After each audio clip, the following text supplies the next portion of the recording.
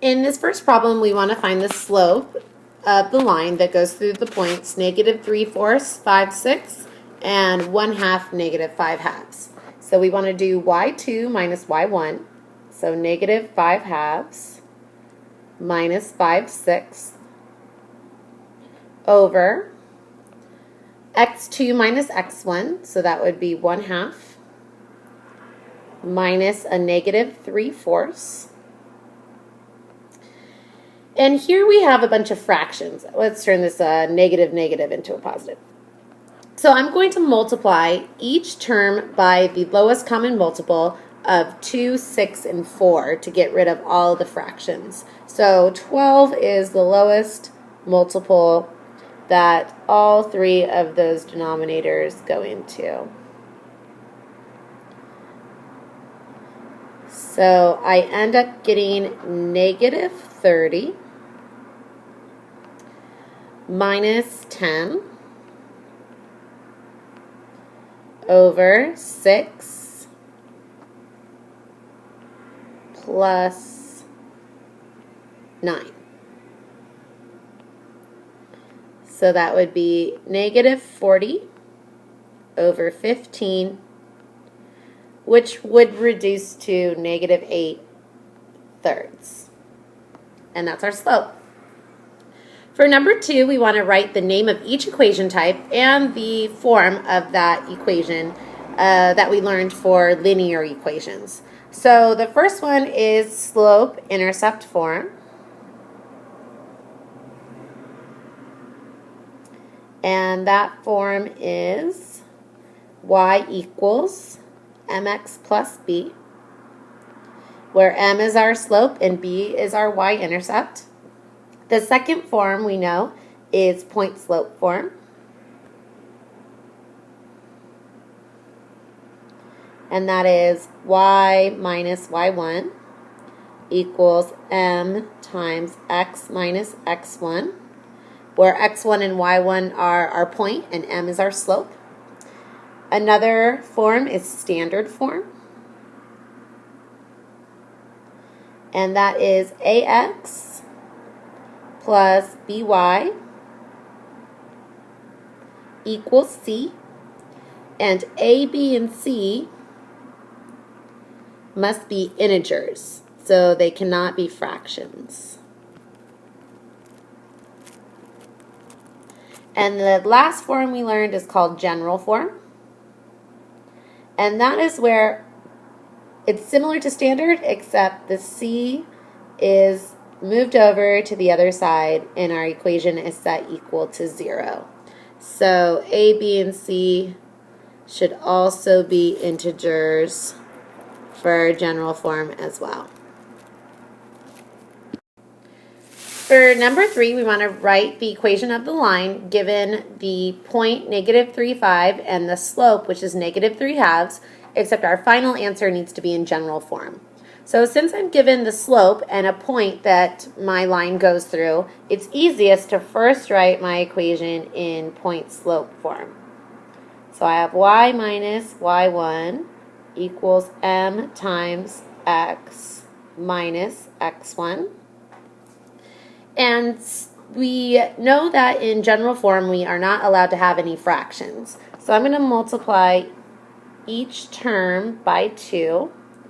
And when I multiply this side by 2, I only need to multiply the -3/2 by 2 because it's going to be distributed anyways. So then I have 2y minus 5 equals -3x minus 9. And so I'm going to move everybody over to the other side and set it equal to 0. So I have 3x plus 2y plus 4 equals 0. In number 4, we're given 2 points on the line. So the first thing we need to find is the slope. So I'm going to do y2 minus y1 over x2 minus x1, which gives me -4 over 3. So now I'm ready to put the slope that I found and choose a point. I'm going to just choose the first point to put into point-slope form. And again, we're not allowed to have any fractions, so I'm going to multiply everybody by 3.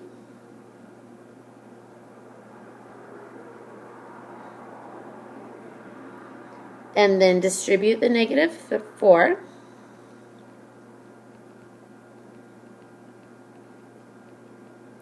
And then for general form, we want to set the whole equation equal to 0. So I'm going to add the 4x, and I'm going to add the 4 to the other side. For number 5, we are given that the line goes through the point 5, 4, and the slope is 0. So we can put that into point slope form.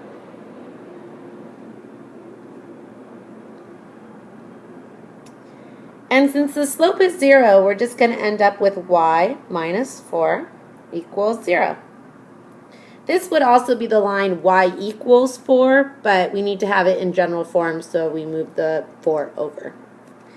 For number 6, we're given the points 3, negative 4, and 3, negative 2.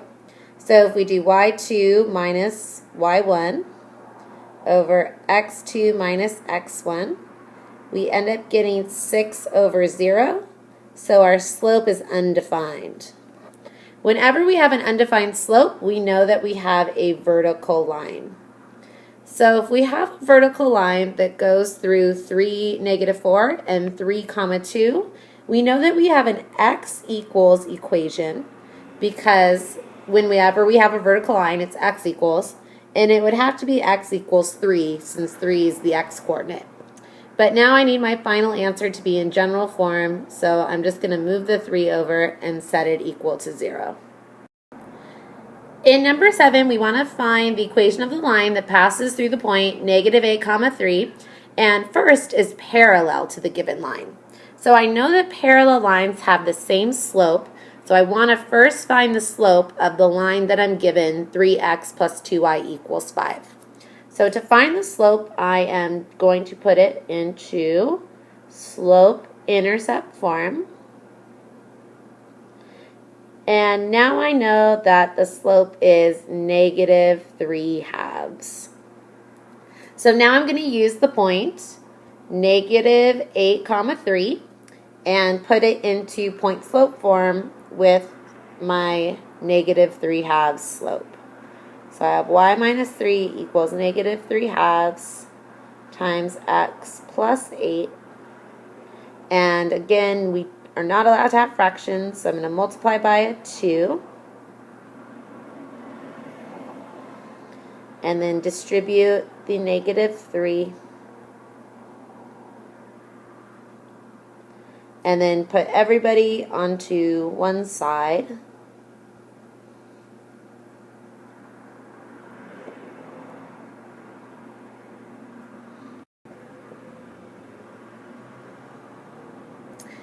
And then for our perpendicular slope, I know that it is the opposite reciprocal. So my perpendicular slope is positive 2/3. So again, I'm going to start off by putting my equation into point slope form, but now with a positive 2/3 slope. And I'm going to multiply both sides by 3 this time to get rid of my fraction. And now I have 3y minus 9 equals 2x plus 16. And I want everybody on the same side. So since I want to keep the x positive, you don't have to, but that's what I'm going to do. I'm going to subtract the 3y to the other side and then add 9, which will be 25.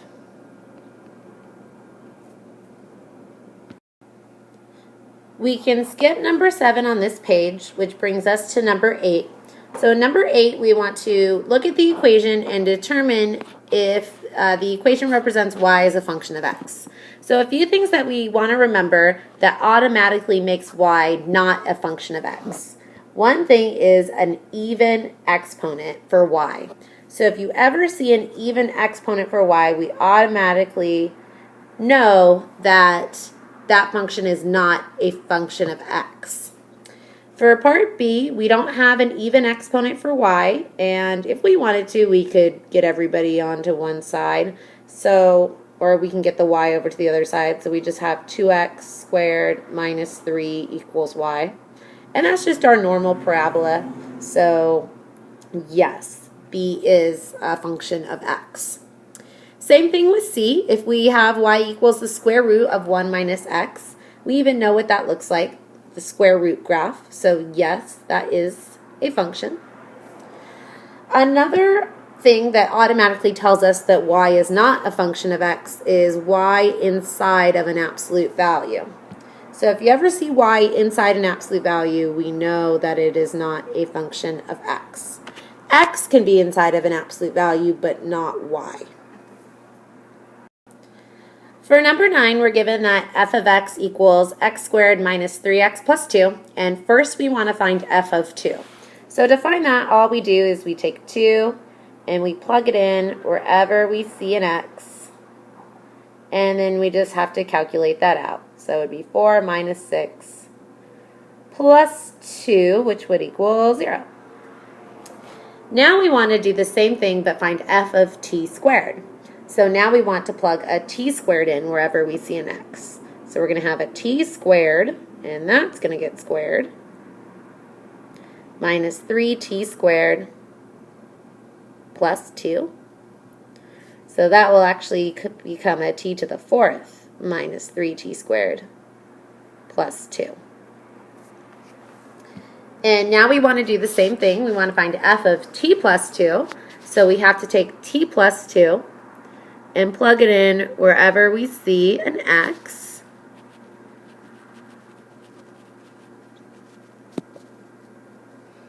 And we can simplify that. So we want to make sure that we expand t plus 2 quantity squared. So that will be t squared plus 4t plus 4 minus 3t minus 6 plus 2. So that final answer will be t squared plus t, and then it looks like that will be 0 at the end. So just t squared plus t. For part D, f of x plus h minus f of x over h, this problem is kind of like 3 problems in one.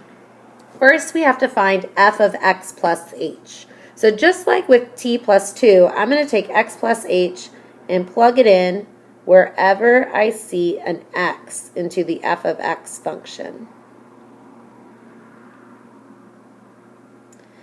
Now I have to subtract f of x. And I know that f of x is x squared. We'll use pink for this. Here we go. It is x squared minus 3x plus 2. And then I want to divide all of that by h. And we'll use purple for h. Alright, so now I'm going to expand out f of x plus h and get x squared plus 2xh plus h squared. So you have to remember to FOIL that out.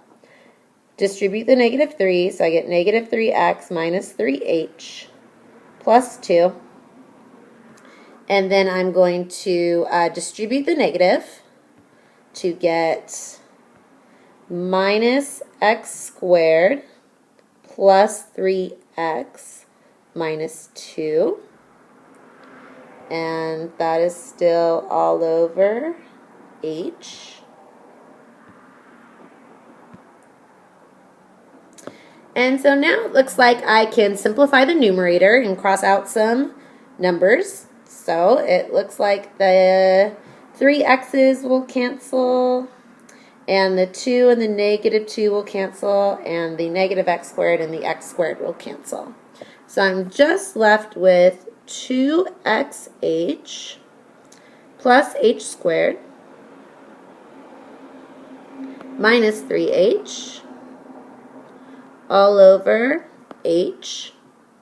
And since everybody in the numerator has one h in him, I can factor that h out. So I get 2x plus h minus 3.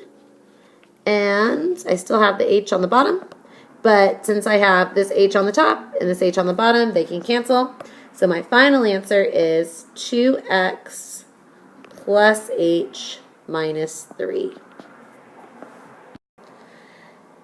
In number 10, we have the same directions as number 9. So first we want to find g of 2. So all I need to do is take a 2 and plug that in wherever I see an x. So I get 3 over 2 times 2, which is 4 minus 5. So that will be 3 over a negative 1. So my final answer will be a negative 3. Now I want to plug in t plus 2. So I'm going to plug that in wherever I see an x. So I have 3 over 2 times t plus 2. And then I still have that minus 5 in the back.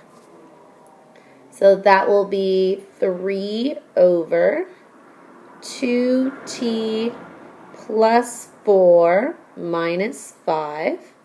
So my final answer will be 3 over 2t minus 1. So now for part C, we have the problem where we have 3 problems in one again. So first I want to take 3 plus h and plug that in wherever I see an x. So I'm going to have 3 over 2 times 3 plus h with that minus 5 in the back. And now I want to subtract whatever g of 3 equals.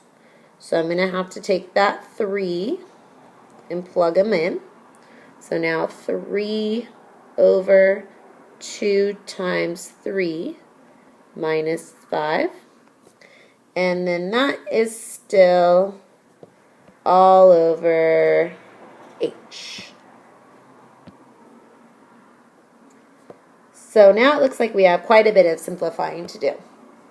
So we're going to get 3 over, distribute the 2, so that'll be 6 plus 2h minus 5 minus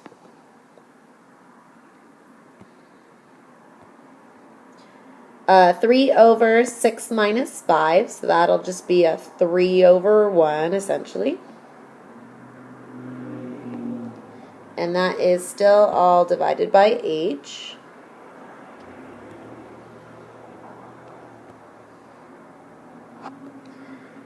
And so let's change the 3 over 6 plus 2h minus 5.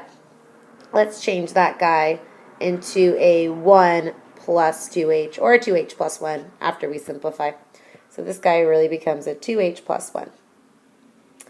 All right. Well, if I want to subtract the fractions up top, I need to get some common denominators. So I'm going to multiply the top and the bottom of 3 over 1 by 2h plus 1. So then I will get 3 over 2h plus 1 minus, looks like that will become a 6h plus 3 over a 2h plus 1. And this is still all over h.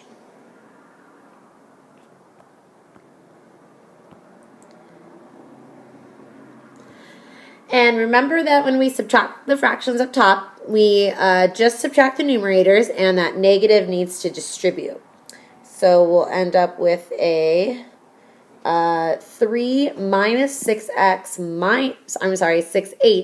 minus a 3. So we'll just end up with a negative 6h in the numerator. And that's still all over 2h plus 1. So now instead of writing divided by h, I'm going to write times 1 over h, because that's the same thing. And now I can see that this h on the top will cancel with this h in the denominator. So my final answer will be negative 6 over 2h plus 1. In number 11, we are given a piecewise function, and first we want to find h of 0. So I need to look at my piecewise function to figure out which equation I should plug 0 into. Since 0 is greater than negative 1, I am going to plug 0 into this equation, x squared plus 2. So I will get 0 squared plus 2, so h of 0 equals 2. To find h of negative 3 is smaller or less than negative 1, so I'm going to plug him into this equation, 2x plus 1. So I have 2 times a negative 3 plus 1, which is negative 6 plus 1, so negative 5. And for h of negative 1, I want to plug him into this first equation because it actually equals negative 1. So I get 2 times a negative 1 plus 1, which is negative 2 plus 1. So my final answer is negative 1. For this next question, we want to find the domains of a, b, and c. If we look at a is just a regular polynomial. If you FOILed it out, it'd be a quadratic. We could plug anything for x that we want to. So our domain is negative infinity to infinity. For part B, we never want to take the square root of a negative number because that would give us imaginary numbers. So it looks like that 25 is the biggest number that I would be allowed to plug in. We still can take the square root of 0, so that's okay. And then it looks like I can plug in any negative number. So our domain would be negative infinity to 25 with a bracket around 25. For part C, we have a square root in a denominator. So we want to make sure that we're not plugging in any numbers to make the bottom negative or 0 because we cannot have 0 in the denominator. So I can't plug in a negative 4, but I can plug in anything slightly bigger than a negative 4. So I'm going to put parentheses around negative 4, and then I can plug in any number that is bigger than negative 4. So negative 3 would be okay, negative 2, negative 1, 0, and then any positive number. So negative 4 to infinity. For part D, I would not be allowed to plug in 1 or negative 3 because those two numbers would make the denominators go to 0. But I can plug in any other number besides those two. So I can plug in negative infinity up to negative 3. I can plug in anything between negative 3 and 1. And then I can plug in anything between 1 and infinity. For problem 13, we're going to use the graph to help us answer the following questions in interval notation. So first we want to take a look at the domain of the graph. So it looks like our graph spans all the x values. There's no break in any of the x values if we're scanning from side to side. So it looks like our domain is from negative infinity to infinity. Our range, however, if we're scanning up and down, looks like it goes down to negative infinity, but the highest that this graph ever gets is up to 5. So our range is negative infinity to 5 with a bracket since it actually touches 5. The intervals where this graph is increasing, if we're reading from left to right, like we're reading a book, our graph is rising right here. So that would be between negative infinity and negative 4.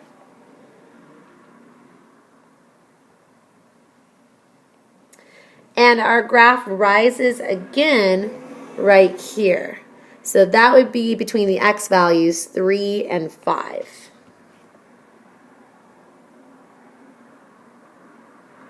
And we always use parentheses for increasing, decreasing, and constant. For decreasing, it looks like our graph is falling in this interval. So that would be in between the x values negative 2 and 3.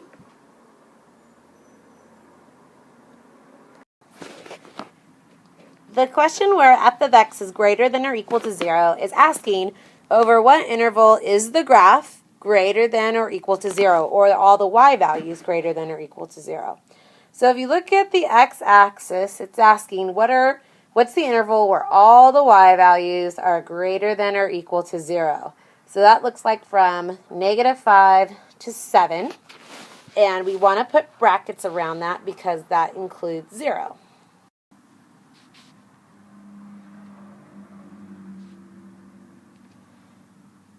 For the next question, how is this different from f of x is strictly greater than 0? Instead of brackets, we want to just use parentheses because we don't want to include 0, but just above it. For number 14, we want to determine whether the function is even, odd, or neither. So in class, we did not do this algebraically. We did this by looking at the exponents. So if we take a look at the first function, we have 2x cubed minus x squared. Since we have a mix of even and odd exponents, this function is going to be neither. For part B, if we FOIL out x squared minus 8 cubed, we would get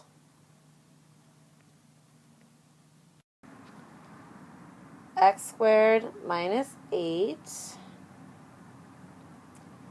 squared times x squared minus 8, which would give us x to the 4th minus 16x squared plus 64 times x squared minus 8,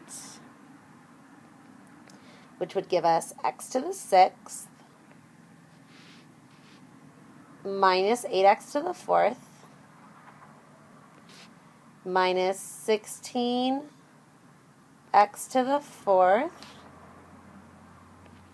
plus whatever 8 times 16 is. We kind of don't need to know that because we're just looking at the exponents. X squared plus 64x squared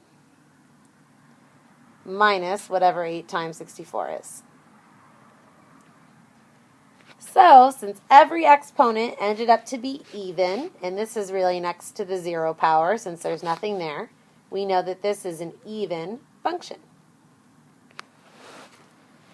For our next function, f of x equals x times the square root of 1 minus x to the 4th, it's kind of hard to tell whether the exponents make this function odd or even. So we could graph this function using our graphing calculators, and the function would look like that.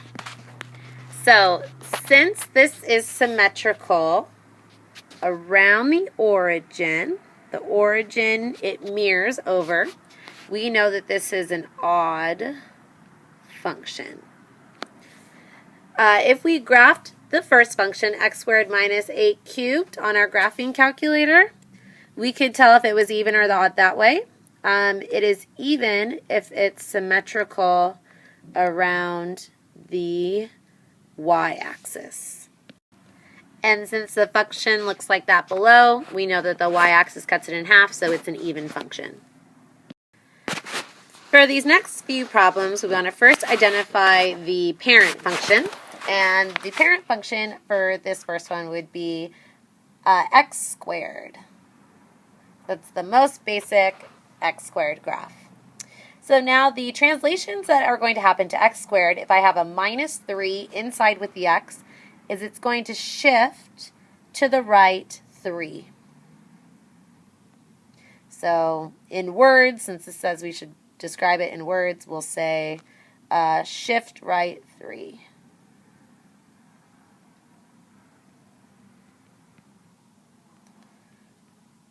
And since it has the minus 2 in the back, it's going to shift down 2. So then if we graph this function, usually the vertex for x squared is at 0, 0, but we're going to shift it 3 to the right and down 2.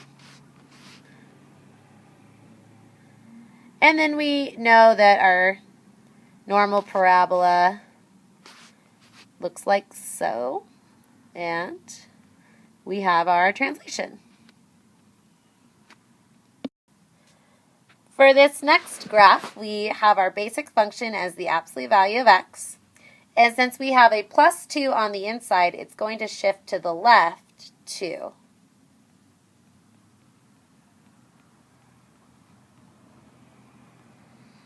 And then since we have the minus 1 on the outside, it's going to shift down 1.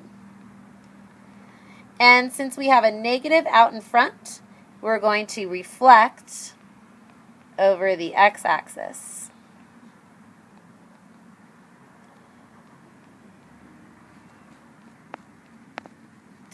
So when we graph it, we are going to go 2 to the left, down 1, and that will be our vertex. And then our the V shape of the graph will be facing down, since we have our reflection.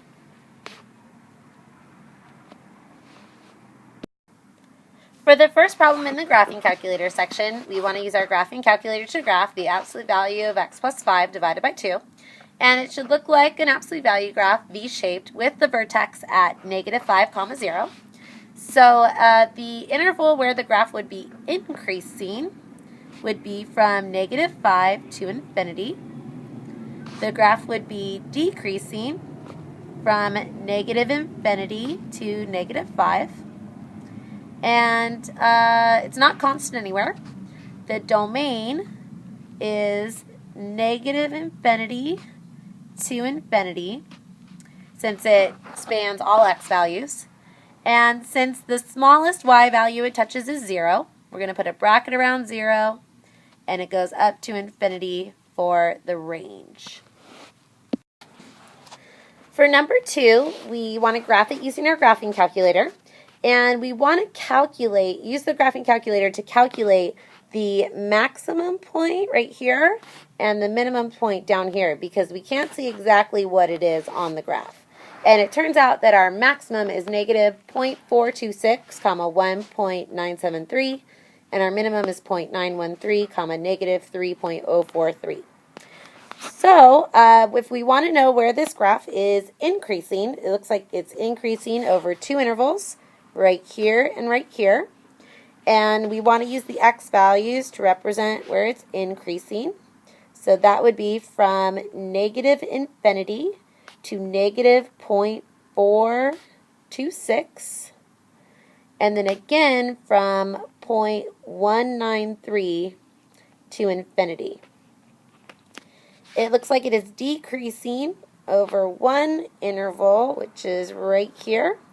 So the x values where it's decreasing would be negative 0.426, 0.913.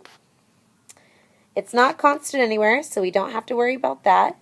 And it spans all x values, so our domain is negative infinity to infinity, and also all y values. So our range is from negative infinity to infinity. For the next graphing calculator problem, we get this graph.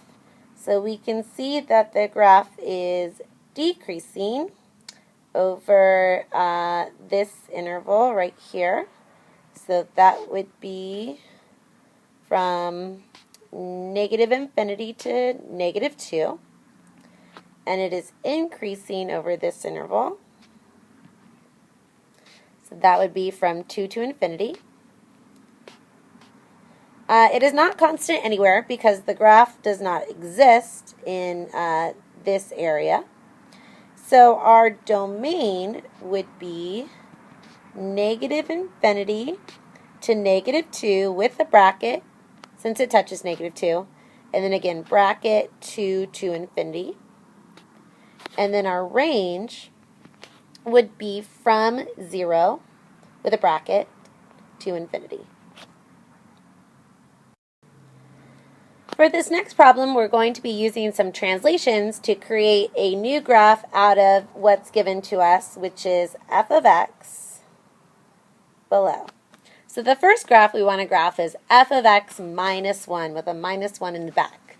So whenever we have a minus 1 in the back, all of our points go down by 1. So negative 2, negative 3 is going to go down to negative 2, comma 2. 0, 2 is going to go down to 0, 1. 1, 0 is going to go down to 1, negative 1. And then 4, negative 2 is going to go down to 4, negative 3. So the whole graph just shifts down by 1. For f of x plus 2 with a plus 2 inside, our graph is going to shift 2 to the left. So our point negative 2, comma 3 is going to become negative 4, comma 3. And our point 0, comma 2 is going to become negative 2, comma 2. And our point 1, comma 0 is going to become negative 1, comma 0. And our point 4, negative 2 is going to become 2, negative 2. So we just get a graph that shifts 2 to the right. For f of x equals, or I'm sorry, for y equals f of negative x, all of our x values are going to switch signs. So any x that was positive is going to become negative, and any x that was negative is going to become positive. So our first point is going to be at positive 2, comma 3. And our next point is just going to stay at 0, comma 2, because that x doesn't change. Our third point is going to become negative 1, comma 0. And our last point is going to become negative 4, negative 2. So this is a reflection over the y-axis. For our next one, we have y equals negative 2 f of x. So if you ever take a negative 2 and put it out in front of your function, it is going to stretch that function by a factor of 2. And then the negative will reflect it. So all of our y values will essentially be multiplied by a negative 2. So our first point is going to be negative 2, negative 6. So way down here. And then our next point is going to be at 0, negative 4. Our next point will remain at 1, 0. And then our 4, negative 2 will become 4, comma, positive 4. So our graph was flipped over, and then it was stretched by a factor of 2. Now my black graph is getting kind of hard to see, so I'll kind of redo it. There we go. All right. And then for our last one, the absolute value of f of x. For what happens with the absolute value of f of x is all of the y's, since the absolute value is on the outside, become positive. Well, most of our y's are already positive, except for the 4, negative 2. So this point is going to become 4, positive 2. And my absolute value graph is going to follow the exact same graph, except shoot up to 4, positive 2. For number 2, we first want to find f minus h of x. So we're just going to take f of x and subtract h of x. So we have 3 minus 2x minus, and we'll put in parentheses, 3x squared plus 2. And we want to remember to distribute the negative. So we'll get a negative 3x squared minus 2x, and then we have a 3 minus a 2, so plus 1. For b, we have g minus h of 1, so we will find g minus h of x first, and then we can plug in a 1. So g, or maybe it would be easier to do g of 1 minus h of 1. I think that would be easier. So if I plugged 1 into g, I would just get a 1. And if I plugged a 1 into h of x, I would get a 5. So my final answer is negative 4. Now we want to find h over g, or h divided by g of x.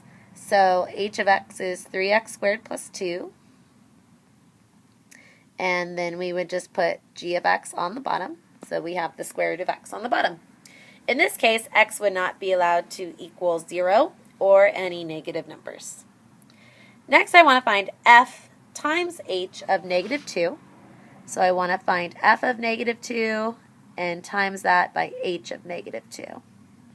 So if we take a negative 2 and plug it in for f, I'm going to get a 7. And if I take a negative 2 and plug it in for h, let's see, we get 3 times 4, which is 12, so we get 14. Oops.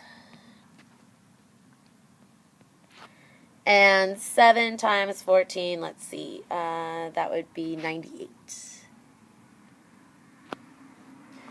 Next thing we want to find is g of f of negative 2. So first we can find what f of negative 2 is. And f of negative 2 would be 7.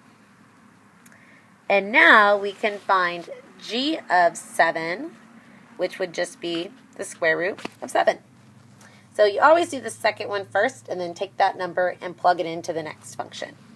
So if we want to find h of g of x, I have to take g of x and plug it in to the h function. So we are going to have h of the square root of x, which equals 3 times the square root of x squared plus 2, which would just come out to 3x plus 2.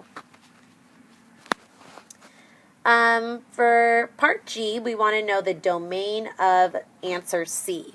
So we talked about how x cannot equal 0, since we can't have 0 in the denominator. And we also need to plug in all positive numbers, so x would have to be strictly greater than 0. So in interval notation, that would be parentheses 0 to infinity. For number 4, we need to show using the definition of inverses that f and g are inverses of each other.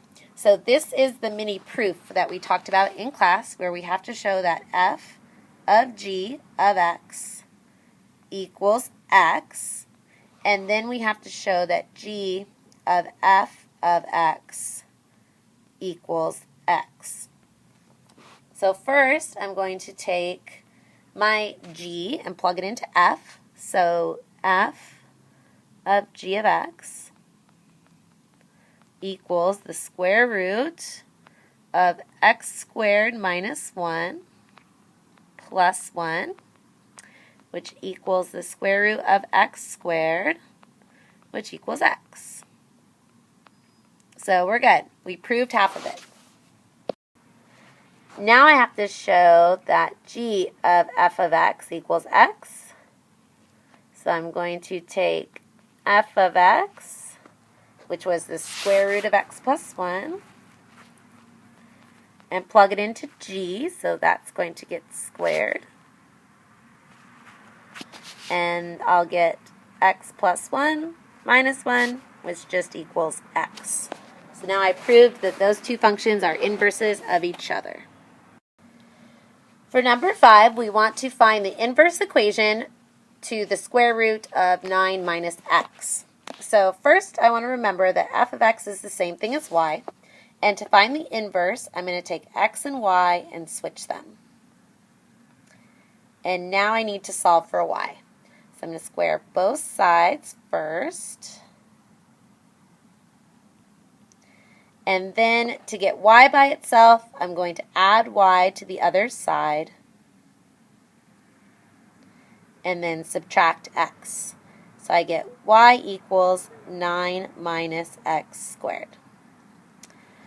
And that is my inverse function. If I want to be fancy, I can write f inverse of x equals 9 minus x squared. The second question is there a restriction on the domain of f inverse? And the answer is yes. So we want to remember that the domain and the range of the original function switch and become the domain and range of the inverse function. So if we take a look at the original function, the domain is going to be negative infinity to 9 with a bracket. And since it's a square root function, the range is going to be 0 to infinity. That's for f of x. So for f inverse of x, the range of f of x becomes the domain. So the domain will be 0 to infinity. And if I ask you about the range for fun, the range will be negative infinity to 9 with a bracket. Number 6 asks if the following graphs are functions, if they are one-to-one, and will they have an inverse.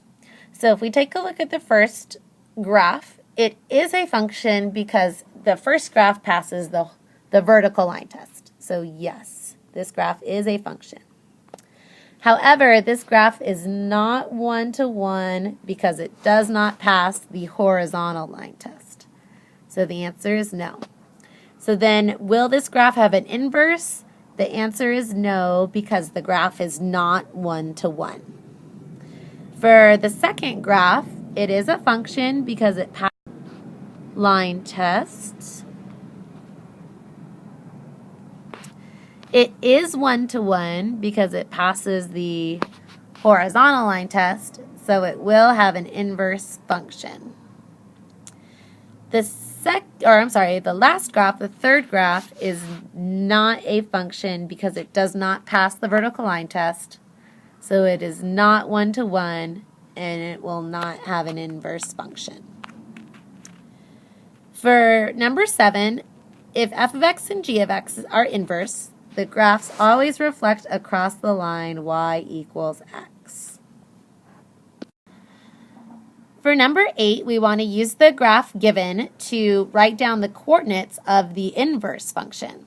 So for an inverse, the x and y coordinates switch. So if my first coordinate is negative 2, 3, the coordinate for the inverse is going to be 3, negative 2. And then my next one will be 1, 0. My next one will be 0, 2. And then my next one will be negative 4, 3. And then my last one, which doesn't get a box, is negative 5, 4. For number 10, we want to find the domain of the square root of 1 minus x squared. So if we think about the numbers that we're allowed to plug in for x, we can plug in a 1 or a negative 1 since it's okay to take the square root of 0. So now we want to figure out, is it okay if we plug in bigger numbers or smaller numbers? So if I plug in anything bigger than a 1, like a 2, for example, I'm going to be in trouble because I'll get 1 minus 4, and we can't take the square root of that. If I plug in something smaller than 1, like 0, that would be okay. If I plugged in a negative 1, I'd be okay. And if I plugged in something smaller than negative 1, like a negative 2, I would be in trouble because a negative 2 squared would be 4. So the domain is between negative 1 and 1. For part B, if we look at the domain, we're looking at the x values that this graph covers.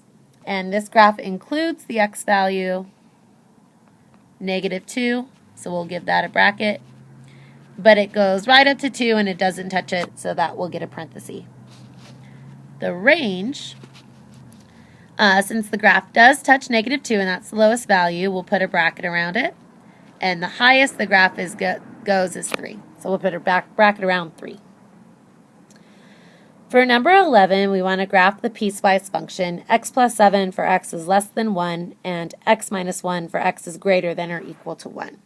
So first thing I'm going to do is make a table for x plus 7. And I'm still going to plug in a 1 even though I'm supposed to only plug in numbers smaller than 1, except I'm going to remember that this is going to be an open circle. So I'll plug in 1, and then I'll plug in some numbers smaller than 1, like 0 and negative 1. So if I plug in a 1, I'll get an 8. If I plug in a 0, I get a 7. And if I plug in -1, I'll get a 6. So I will put those numbers on my graph.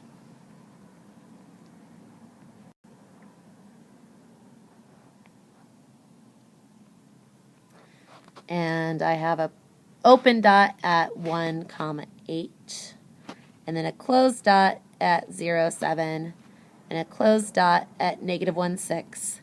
And if I draw my line, my arrow will be pointing towards the x's that are smaller than 1. So now I'm going to make my graph for the next one, x minus 1. So I'm going to make a table. And this time I'm going to plug in the number 1, and remember that that's going to be a closed dot, and some numbers bigger than 1, like 2 and 3. So if I plug in a 1, I'm going to get a 0. If I plug in a 2, I'm going to get a 1. And if I plug in a 3, I'm going to get a 2.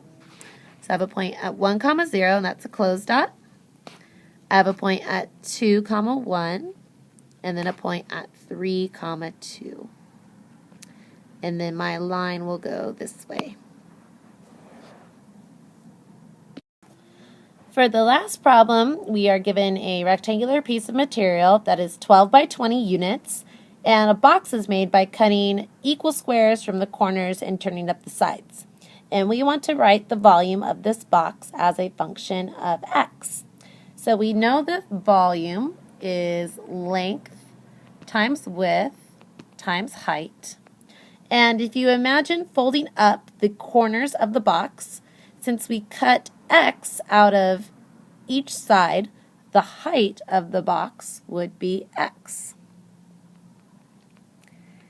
And since I cut x out of each side, which means I would have to cut it twice out of the side that's length 12, my width would be 12 minus 2x, and my length would be 20 minus 2x. So if I plug all of these dimensions in for the volume equation, I will get that v of x equals 20 minus 2x times 12 minus 2x times x. And you can leave the equation that way. You don't have to FOIL it out. But now we have to figure out the domain of the volume of our box, or what are we allowed to plug in for x. So if we take a look at our box, we for sure have to plug in a number that would be greater than 0 for x, or else we wouldn't even have a height of our box, and we wouldn't have a box. We just have a flat piece of paper. Also, if we take a look at 20 minus 2x, we would have to definitely plug a number in that was smaller than 10, or else we would not have a length of a box. If we look at 12 minus 2x, we would have to plug in a number that's smaller than 6, or else we would not have a width of a box. So, since we have to take the more restrictive value, our x has to be smaller than 6. So, using interval notation, the domain would be anywhere between 0 and 6.